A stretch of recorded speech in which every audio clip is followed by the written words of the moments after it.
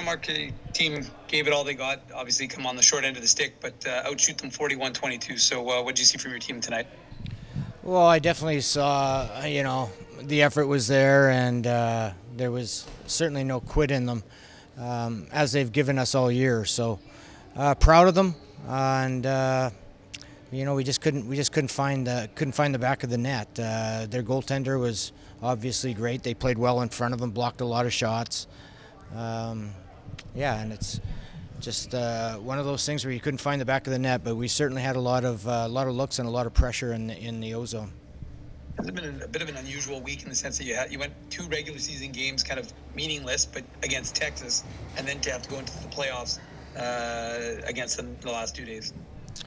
Yeah, it's a little bit strange, playing them twice, but these last 2 games, the 2 playoff games, were definitely a higher tempo and more physical, and so I thought we responded well to it. Just power play goal here or a shorthanded one that we stopped, but it's a game of inches, and we were right there with them, and I'm not going to fault any of our players for the effort they put in. Obviously a very young team that you guys had all the season long. You said how proud you were of this group, but just from where you guys went, last place in the AHL, to be able to make it to the play-in series, what does that speak to in terms of not just the young guys, but the team?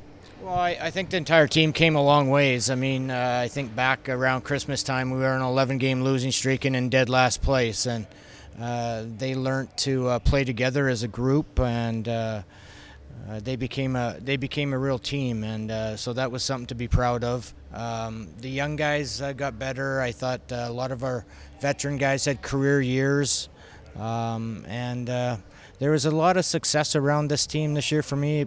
But it's hard to understand it right now. But when I say be proud of them, there's a lot of players there that I'm proud of. Did a lot of real good things.